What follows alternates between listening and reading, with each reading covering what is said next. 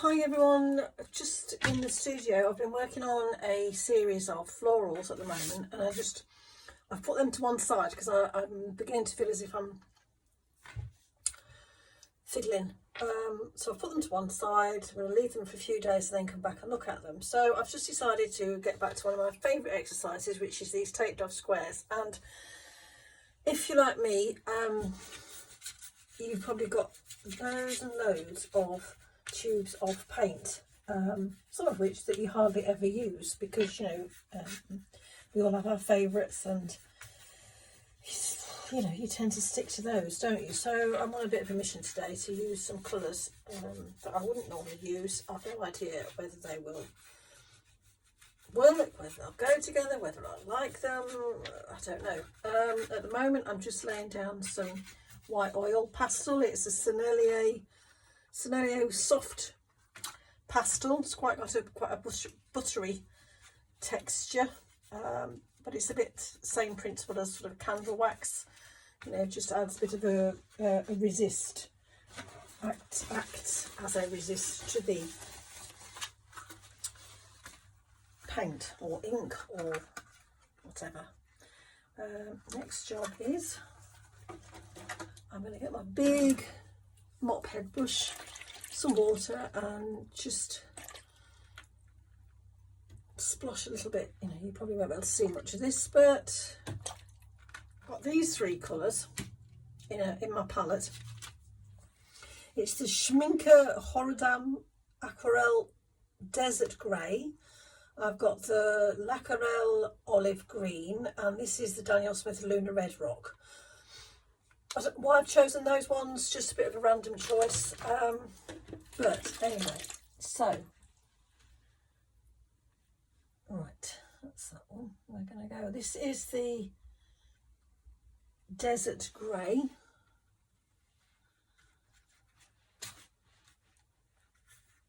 Just laying down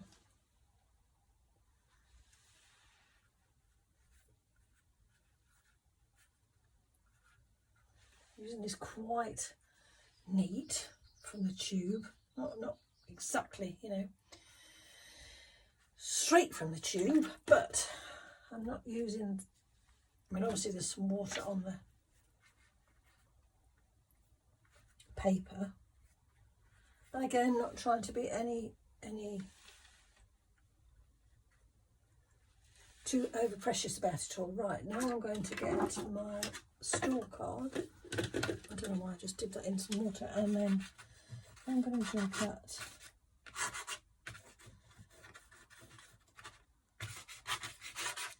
As you can see, I'd forgotten that it does this. Oh, you see, it's turned into a sort of, there's a slight ochre element in this Desert Grey.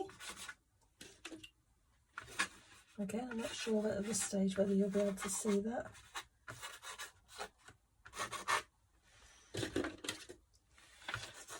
And I just find this exercise, it's great for just loosening up the arm and getting going in the mornings.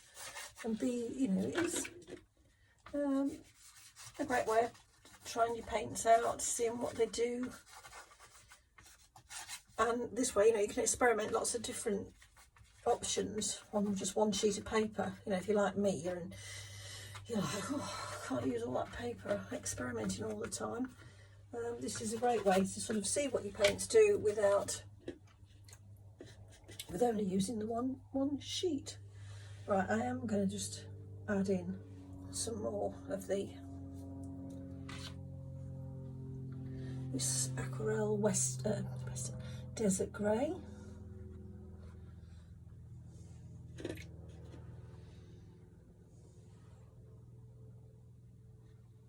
We usually do these with these sort of exercises with some ink. Sometimes obviously the ink gives you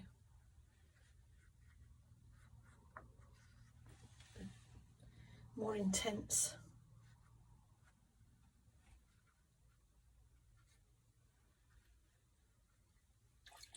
effect. This is this excuse me, Artway calligraphy one. Right, now I'm going to use this olive green. I don't know why I started there.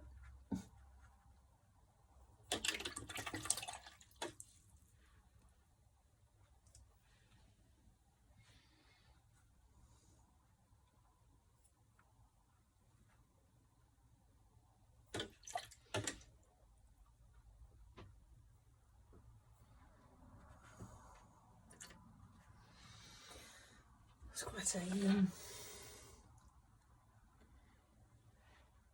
leap from my usual colours.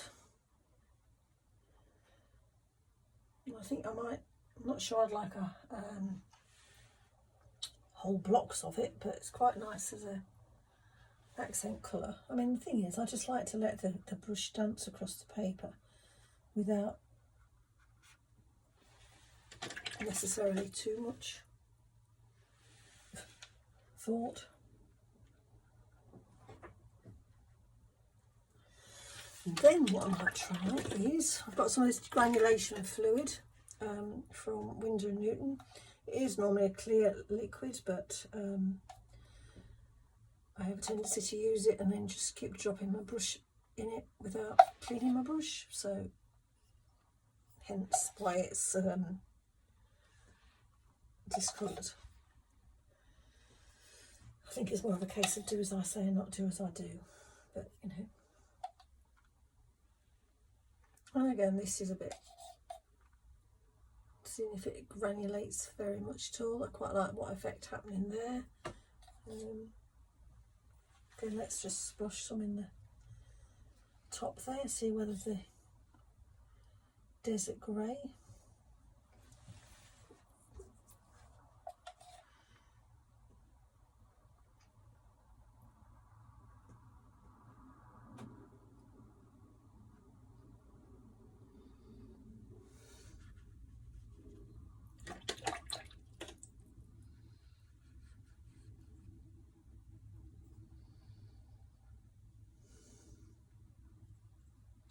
Again, bit of titivating.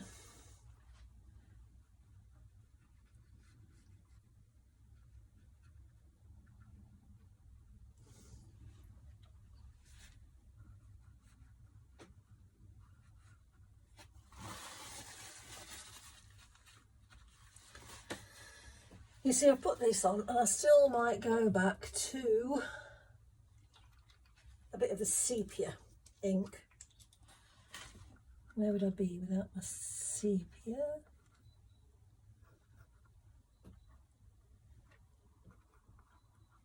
And with the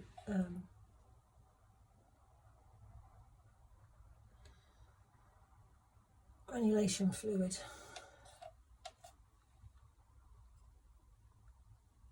I think what I'm going to do is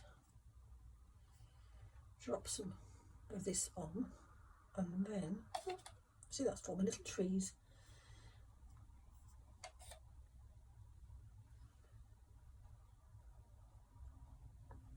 I might get the old store card again.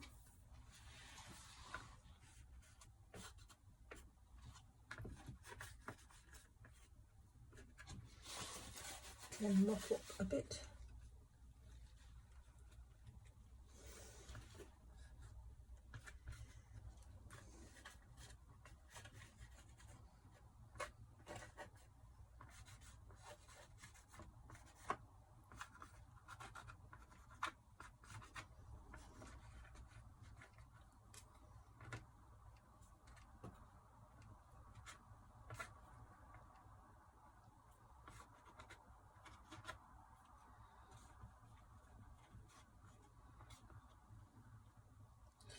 And even though this is just an exercise, it's just to loosen up, get you going.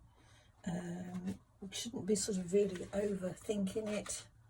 Already I can see, I like this one, I like this one. The rest of it, this one's not so bad. The rest of them, jury's out. And what I might do as well is, as I say, quite like these two. not sure about the rest of them. So on the rest of them, I use them. It's a good exercise to try and see, well, what would happen if I drop some of this Lunar red rock in. Bear in mind that it is in a palette that used to have some sort of quite on the sort of magenta side painting, and I haven't cleaned it out, so this could be a bit of a mixed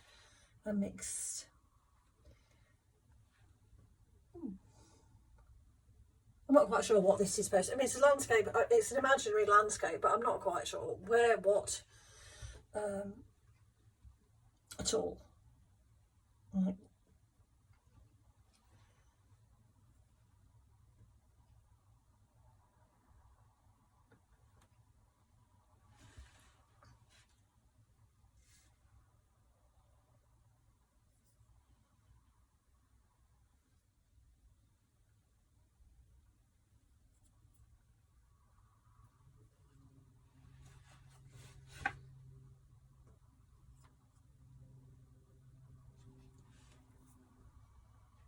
See, I'm avoiding those two because those are the ones I quite like the most, until I've decided what sort of mark I like made with this Lunar red rock.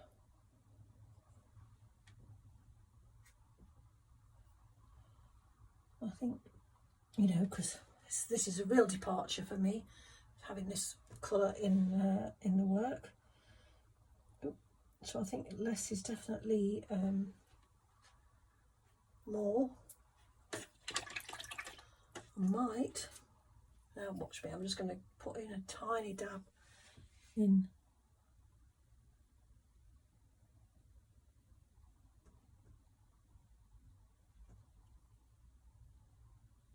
that one, and again in that one, just a tiny dab. Right, there we go. So the thing is now that I should leave this to dry. I'm going to have to leave it to dry. I don't think, as I say, the tape has been on here for absolutely ages, so I don't think I would be able to just pull it off. So I'm going to have to wait until it's dried and then use the old hairdryer trick and see what we've got, if anything at all. But it's a different colour palette, and I quite like the olive green. I mean, you know, I don't mind all the colours really. The Lunar red rock just as a highlight, and again the olive green. I quite like the way the desert grey. Once it's dried, I'll try and remember to set some close-ups. The desert grey does sort of granulate a bit with there's an ochreish undertone to it, and I do like the way when you put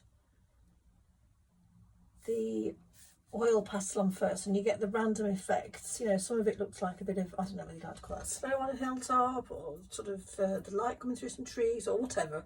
That's probably my imagination just running wild. Well, these have mostly dried now, and as you can see, I've taken the tape off.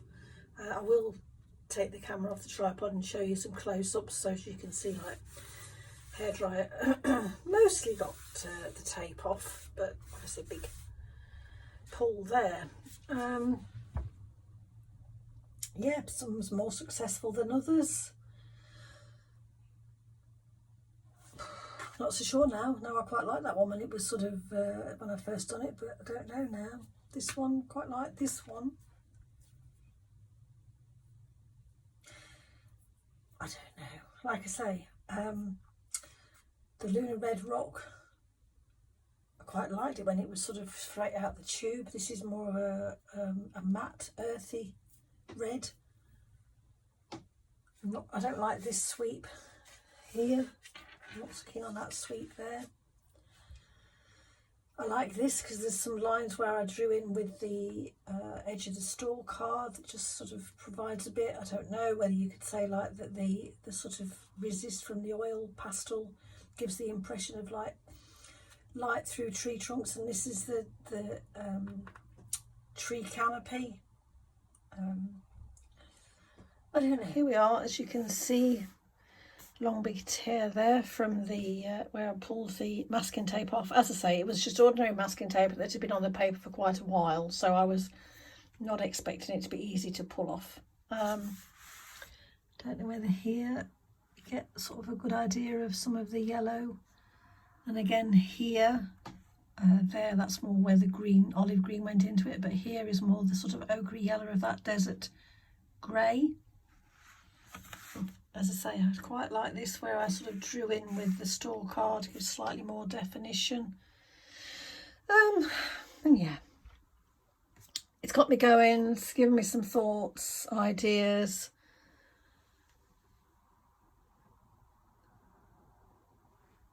It would just be interesting to see now where it leads me to.